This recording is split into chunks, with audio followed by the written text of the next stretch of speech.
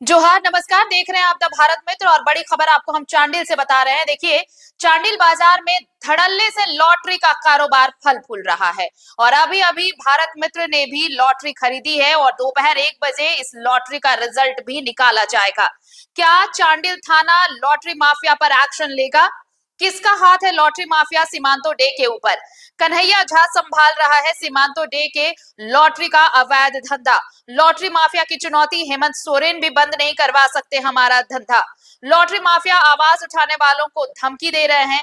तो क्या lottery mafia के सामने कमजोर पड़ रही है सरायकेला पुलिस? क्या लॉटरी माफिया की सेटिंग के आगे झुक गया है चांडिल और चौका थाना? यानी कि अगर पुलिस कार्रवाई नहीं कर पा रही तो यही मतलब है कि प्रशासन नतमस्तक है, प्रशासन ने घुटने टेक दिए है, प्रशासन इन लॉटरी के कारोबारियों पर कोई एक्शन नहीं ले पा रहा है।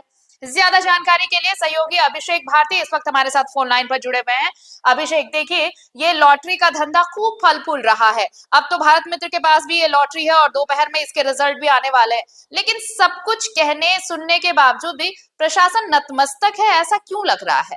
देखिए आरती, हमने कल भी इसकी खबर दिखाई थी। कल रात में हमने 8 बजे जो लॉटरी निकलती है उसकी टिकट खरीदी थी और हमने अपना कर्तव्य निभाया। हमने जिला प्रशासन को बताया कि देखिए, चांडिल थाना से कुछ दूरी पर चांडिल बाजार है और चांडिल बाजार में ये लॉटरी धड़ल्ले से बिकती है। हमने अपने स्तर पर रिसर्च किया। रिसर्च में 2 नाम सामने आए। पहला नाम सामने है सीमांतो डे।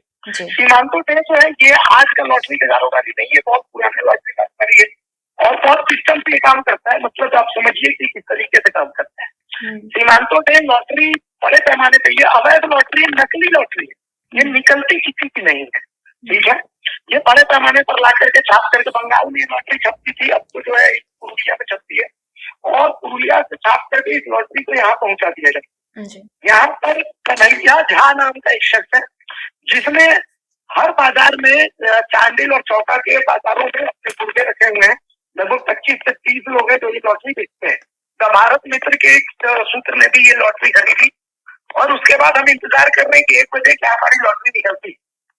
लॉटरी बेचने पर प्रतिबंध है और सबसे गजब बात यह है कि जब उससे पूछा गया, हमने पूछा कि भाई पुलिस जो है अगर वो पकड़ लेगी तो उसने साफ साफ ये बात कही कि हेमंत सोरेन भी चाहेगा तो हमारा कुछ नहीं अब कर पाएगा, इसलिए क्योंकि हमने थाना पुलिस सबको अपना अपना हिस्सा दे दिया। पैसा ऐसे ही दिया है क्या? ये उसका पॉइंट। तो आप समझ सकते हैं कि लॉटरी माफिया कितना मजबूत हो चुका है, कैसे लॉटरी बेच रहा है, खुलेआम बेच रहा है। और आप समझ लीजिए कि इस लॉटरी के चक्कर में जो ठेला जो चलाने वाले लोग हैं, जो गरीब लोग हैं, जो दिन के 200-500 रुपए कमाते हैं, वो अपनी पूरी मेहनत की कमाई इस लॉटरी में बर्बाद करते हैं ताकि वो जल्दी अमीर हो जाए। इसी कारण से ये जो आर्थिक दोहन होता है, इसी कारण से सरकार ने लॉटरी पर प्रतिबंध लगा दिया। तो आप समझ सकते हैं कि लेकिन फिर भी कि इस प्रतिबंध के बावजूद, या तो अगर आपको लगता है आपको पैसे लेकर के करना है, बालू जिस तरीके से आप कर रहे हैं, बालू को आपने सरकार ही चाहती कि भाई बालू की कालाबाजारी हो, इस तरीके की नीति बनाई है, तो उसी तरीके से लॉटरी और पान मसाले के साथ ये दिखावा क्यों कर रखा है कि भाई अवैध लॉटरी बंद है और पान मसाला बंद है, जब सारी जगह वो मिल ही रहा है तो क्यों अपना तमाशा भी बना रहे हैं, झारखंड का भी तमाशा बना रहे हैं। और इसके बाद आप देखिए इतना कुछ, इतने चिल्लाए जाने के बाद, इतनी आवाज उठाए जाने के बाद भी किसी तरीके का कोई एक्शन नहीं लिया जा रहा, तो यह हास्यास्पद है। आप समझ सकते हैं। तो कुल मिला करके लॉटरी माफिया के माथे पर किसी बड़े सफेदपोश नेताओं का हाथ है। लॉटरी माफिया काम भी बहुत सही तरीके से करते हैं। मतलब पहले ये इलाके में जो आवाज उठाने वाले लोग हो सकते हैं, अब इससे बड़ा वटहस्त और क्या होगा भारती की? वो कह रहे हैं कि हेमंत सोरेन भी हमारा कुछ नहीं बिगाड़ सकता। बड़ी वही कह रहे हैं कि आप समझिए कि इसको एक्शन को अंजाम कैसे देते हैं। पहले वो थाना पुलिस को मैनेज करते हैं, उसके बाद इलाके में जो भी आवाज उठाने वाला होता है या तो उसको धमका देते हैं या फिर उसको खरीद लेते हैं। और जो आधे लोग हैं वो इसलिए सरेंडर कर जाते हैं, फंस जाते हैं, हार जाते हैं कि भाई अब पुलिस ही जब इनकी है, पुलिस को जब एक्शन नहीं लेना तो हम आवाज उठा करके क्या करेंगे। तो ऐसी स्थिति में लॉटरी माफिया बिल्कुल मजबूत हो जाता है और घरों को बर्बाद करने लगता है। और जहाँ लॉटरी दिखती है ठीक उसके बगल में शराब वराब, गुटखा वुटखा, तमाम नशे का धंधा भी चालू होने लगता है कि जिसकी लॉटरी नहीं लगी वो डिप्रेशन में जाता है, फिर वो नशे के गर्त में जाता है।